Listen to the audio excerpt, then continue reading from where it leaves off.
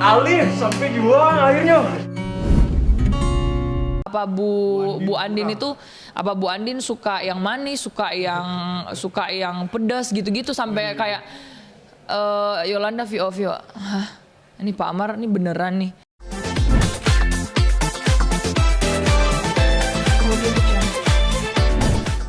Oh kayaknya ini Pak Amar nih lagi suka nih sama Bu Andin gitu kayak orang yang peka lah.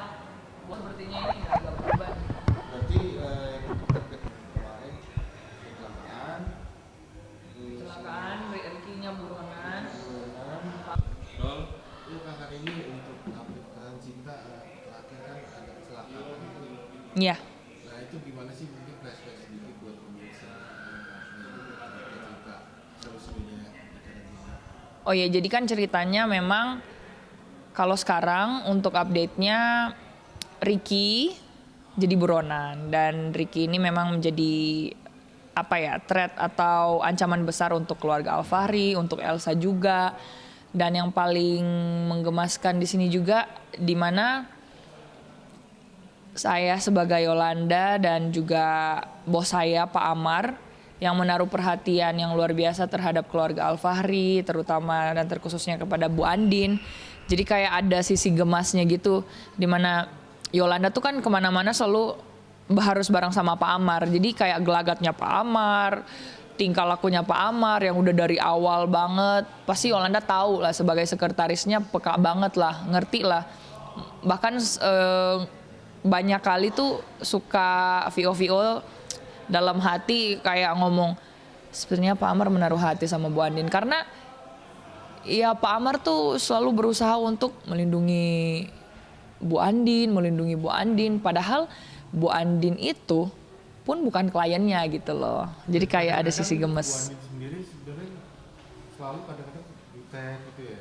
Iya, ya soalnya memang di sini kan kita bekerja sebagai apa ya, Amar Mahendra Law Firm and Corporate. Jadi berusaha untuk memberikan maksudnya keadilan lah intinya. Bukan hanya kepada Bu Andin tapi emang tugas kita kayak gitu. Dan Ibu Andin pun melihat hal tersebut sebagai sesuatu yang formal gitu loh. Jadi kayak nggak ada pikiran yang mau kemana-kemana. Nah di situ sisi gemesnya sih. Nah untuk kecelakaan dulu sedikit, kecelakaan itu jadi gimana sih, mungkin supaya diingetin lagi, jadi mobilnya itu diapain sama Ricky atau jadi Bu Andin lagi jalan ke siapa atau gimana siapa? Iya, jadi pemirsa untuk ceritanya kan akhirnya udah ketahuan tuh untuk plottingannya yang menyebabkan kecelakaan mobilnya Pak Nino yang di dalamnya ada Catherine, terus ada anaknya Elsa, Kesha, terus ada Pak Chandra. Nah, tiga-tiganya meninggal. Nah, itu yang menyebabkan sampai aduh gimana caranya ini biar kita tahu jalan cerita arus plottingannya tuh kayak gimana. Dan ternyata emang bener mobilnya itu bukan karena dengan sendirinya kecelakaan secara apa ya, secara natural, enggak, tapi karena disabotase oleh Ricky ternyata. Wah itu sih, jadi kayak jadi plottingan yang menggemaskan mungkin untuk pemirsa dan penonton setia Ikatan Cinta. Karena kan gemes banget, aduh nih Ricky kagak kelar-kelar nih, segala-segala ada aja idenya gitu yang bikin kayak geram penonton. Tapi sebenarnya kenapa sih Ricky itu mensabotase mobil? Ya Ricky mensabotase mobilnya karena Ricky itu kan emang pengen dapetin Elsa. Nah untuk mendapatkan Elsa dia sebenarnya itu sabotase mobilnya Nino karena dia pikir yang bawa mobil itu tuh Nino gitu. Padahal ternyata yang naik malah Andin, Papa Chandra, anaknya Elsa, dan disitulah terjadi gitu. Konflik dan ini ya, Terjadilah konflik-konflik yang ya sampai sekarang masih berlanjut ya. Nah, terus sampai Amar Law Firm itu selidiki itu memang karena ada sedikit dugaan ketertarikan dengan Ibu Andin atau Iya, memang jadi awalnya itu keterkaitannya karena Pak Amar kan menangani kasus Pak Nino oh iya untuk membebaskan Ibu Elsa. Nah akhirnya ya ada beberapa momen di mana Pak Amar bertemu dengan Bu Andin juga nggak sengaja bertemu dengan Pak Amar karena ada kasus atau ada hal-hal mengenai pekerjaan lah yang membuat mereka saling bertemu gitu-gitu. Dan terkait juga dengan Pak Nino dan Ibu Andin juga mungkin juteknya karena memang pas di awal-awal kan plottingannya Pak Amar ini ingin menangani kasus hak asuh Reina untuk didapatkan oleh Pak Nino. Nah makanya Ibu Andin itu agak jutek, bukan agak jutek banget dan nggak ada menaruh kompromi kepada Pak Amar karena kayak lo mau ngelawan gue nih. Nah sekarang hal tersebut runtuh karena untuk kasus Reina kan masih di pause, jadi kayak masih untuk Pak Nino melanjutkan kasus tersebut kayak masih menimbang-nimbang lah gitu. Nah untuk Elsa sendiri udah tahu belum kalau itu sebenarnya adalah ulahnya si Ricky? Sudah tahu. Gimana tuh responnya tuh? Iya, jadi jalan ceritanya kan Ricky sebenarnya mau ngancurin Elsa. Terus disekap lah sampai dia pura-pura jadi Dia pura-pura jadi sopir taksi untuk bawa Elsa ya kan. Dan di situ Elsa kalau nggak salah jadi dia ngirim sendlock gitu karena dia disekap kan di satu tempat. Akhirnya dia berhasil lolos. Jadi dia nggak sampai apa-apain atau ngelakuin kejahatan yang lebih lanjut sama Elsa gitu. Nah untuk Yolanda sendiri sama Pak Amar gimana tuh?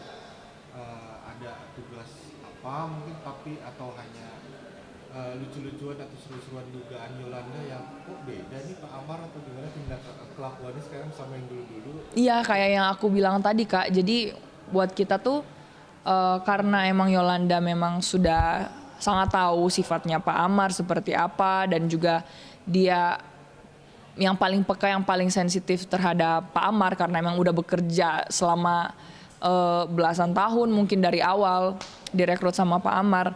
Jadi kayak Yolanda dari yang tegas, dari yang senyumnya sangat kurang, suka senyum-senyum sendiri, senyum-senyum tipis gitu lihat kelakuannya Pak Amar yang bikin kayak greget. Gue udah tahu nih lu pasti kayaknya naruh hati nih sama seseorang. Makanya kalau biasanya Pak Amar itu yang sangat-sangat tegas, lugas, terus maksudnya to the point sama apa yang dia inginkan, apa yang dia butuhin, dia pasti maksudnya langsung ngomong dengan sigap gitu loh, dengan cepat gitu. Tapi ini kayak kadang suka ceritanya Yolanda nih lagi ngejelasin sesuatu, tiba-tiba ditanyain lagi sama Pak Amar, gimana Yol itunya, padahal udah dijelasin gitu. Jadi kayak lagi nggak fokus nih, pasti lagi kepikiran yang lain gitu. Mungkin Yolanda suka ngejepin Pak Amar, ada salting ketika Iya pastinya dong, pastinya. Soalnya Yolanda pasti selalu ada bareng sama Pak Amar. apa aja tuh salah satunya terlihat? Salah satunya ngomong atau salah matanya salah melihat? Wah semuanya mulai dari gelagatnya, terus salah tingkahnya. Jadi kayak ada satu momen di mana Pak Amar tuh, ini kita mau datang ke rumahnya Bu Andin buat menawarkan perlindungan kan dari tim kita, Amar Mahendra Law Firm, dan juga dari pihak kepolisian. Dan tiba-tiba aja kayak Pak Amar berhentiin mobilnya terus minta buat mampir dulu ke toko kue gitu, terus bawain banyak banget kue, sampai-sampai kayak Yolanda bingung kayak kuenya kebanyakan Pak. Ini pun kan kita belum tahu Ibu Andinnya masih ada di rumah atau enggak gitu loh. Jadi kayak seakan-akan Pak Amar kayaknya udah cukup. Terus Pak Amarnya masih ngomong lagi, aduh Yol kayaknya kurang kali ya. Apa saya harus tambah beli lagi ya? Apa Bu Andin itu, apa Bu Andin suka yang manis, suka yang pedas gitu-gitu sampai kayak Yolanda Vio, ini Pak Amar ini beneran nih. Kayak ini udah cukup sih Pak, gitu-gitu loh.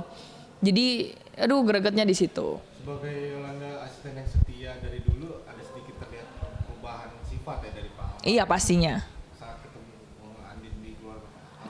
Yes. Nah untuk sekarang tetap masih menyelidiki atau mencari Ricky yang Masih. Pak Amar sendiri. Sampai sekarang masih. Dengan Yolanda seperti itu. Betul. Jadi selain kita lagi megang klien yang sedang dihandle Amar Mahendra Law Firm and Corporate. Nah kita juga berusaha untuk, ya mungkin itu panggilan dari Pak Amar kali ya, karena Pak Amar kan memang mempunyai panggilan atau gimana, dia hatinya tuh selalu karena berpegang sama prinsipnya untuk menjaga wanita, karena ibunya kan dulu pernah ada masa lalu sama apa background keluarganya, ayahnya gimanain rumah tangga ibunya gitu-gitu. Jadi kayak dia punya prinsip untuk selalu menjaga wanita dengan baik gitu. Nah, Oke. untuk kelanjutannya masih untuk biar Pak pemirsa pengen buru-buru tetap pantengin Yolanda sama Pak Amar, gimana nih mungkin dari Yolanda ada nggak? Ayo nonton, pasti Pak Amar akan ada apa lagi nih ke depannya? Mungkin Kak si Ricky ditungguin Pak Amar. Aku nggak bisa kasih spoiler yang gimana sih, tapi pasti bakal ada Kejutan. Iya, kalau dari aku sendiri mungkin nggak bisa kasih spoiler lebih ya, tapi ada gebrakan-gebrakan baru dari Ikatan Cinta. Sinetron ini akan ngasih suasana baru dan juga warna baru buat penonton semua. Jangan lupa nonton Ikatan Cinta terus, karena untuk jalan ceritanya pasti bakal lebih seru. Kita butuh support kalian dan selalu nonton Ikatan Cinta setiap hari hanya di RCTI, oke? Tapi mungkin sebelumnya terakhir ada nggak sih Yolanda sedikit cemburu atau gimana? Secara kan udah lama tuh Yolanda dengan Pak Amar. Mungkin Aku bersikap netral aja sih. Aku bersikap netral aja. Iya. ada maksudnya. Iya. Karena maksudnya kita bersikap di sini kan sebagai seorang sekretaris yang pasti selalu mengikuti apa yang menjadi arahan dari atasannya gitu. Dan Yolanda ini juga karakternya kan yang sangat tegas, lugas. Jadi apapun yang dia lakukan selalu berlandaskan sama perintah dari bosnya gitu. Oke. Sih. Kak ini boleh dong sedikit update asmaranya Kak ini kan? Nanti Oke. Aku ini untuk pasangan kira-kira orang tua pasti selalu pengen loh punya momongan atau gimana. Udah ada belum sih sekarang? Terakhir kan udah putus ya. Ya itu personal aja sih pemirsa. Jadi kayak ya emang kalau misalnya aku lagi dekat sama seseorang atau lagi nggak sama seseorang juga ya I keep it private lah. Maksudnya emang lagi pengen kayak gini sih. Karena ya mungkin nggak semuanya harus di up di media sosial atau di depan umum kan, karena ada hal-hal yang memang I keep it private, ada hal-hal yang personal yang memang aku batasin buat aku bagiin sama public, karena mungkin memang ya lebih suka untuk seperti itu sekarang gitu. Tapi update terakhir yang putus kan? Apanya putus? Dengan pasangan yang sebelumnya. Udah dari 2, udah mau 3 tahun lalu sih. Artinya dengan statement yang barusan ini ada dong. Makanya aku bilang I keep it that way. Aku mau dekat sama orang atau aku belum dekat sama orang, status aku single atau taken atau gimana-gimana, I keep it private. Nah untuk kriteria sendiri seperti apa? Pasti kan ada dari seorang Harisha. Aku dulu prinsip punya kriteria ini, punya kriteria itu. Ternyata kalau ngomongin soal hati sebenarnya lebih ke gimana misalnya orang ini ke aku, gimana aku ke orang ini. Kalau emang bawaannya klop, aku udah nggak lihat lagi kriteria yang kayak harus tinggi, harus pemain basket, harus pinter nyanyi or something like that, berkulit putih. No, ya intinya lebih ke mengarahkan diri kepada spiritual emotionnya aja sama Tuhan. That's matter sih. Yang penting lo punya keyakinan yang sama gue punya keyakinan yang sama. Ya, itu yang paling penting. Nah terakhir lagi nih, apa mungkin kriterianya dipilah-pilah, pengennya nggak dari entertain, pengennya nggak dari. Enggak juga sih, enggak juga. Berarti artis ya sekarang. Enggak juga. Intinya maksudnya apapun kemungkinan yang terjadi pasti kalau memang itu sudah diberkati sama Tuhan, itu yang aku percaya ya. Maksudnya nggak ada sesuatu yang nggak mungkin gitu loh. Kalau misalnya kita manusia, aku prinsipnya sih sekarang let us do the best and let God do the rest aja. Nah tapi ada target nggak sih mau nikah hari ini sih apa? Pengennya sebelum 30. Kalau nikah. Kalau prinsipnya itu, pengennya sebelum 30. Ya masih ada lah sosok beberapa tahun lah Kak ya. Kan 2022 26, 27, 28, 29. Ya 3 tahun masih bisa lah. Kirain 18 tahun. Ya ampun, terima kasih. Masih kelihatan muda ya pemirsa. Udah intinya wish me luck aja ya pemirsa. Semoga mendapatkan jodoh yang terbaik dari Tuhan. Semakin banyak yang doain juga kan pasti semakin besar kesempatan. Semakin besar kansnya untuk mendapatkan pasangan hidup yang lebih baik. Amin.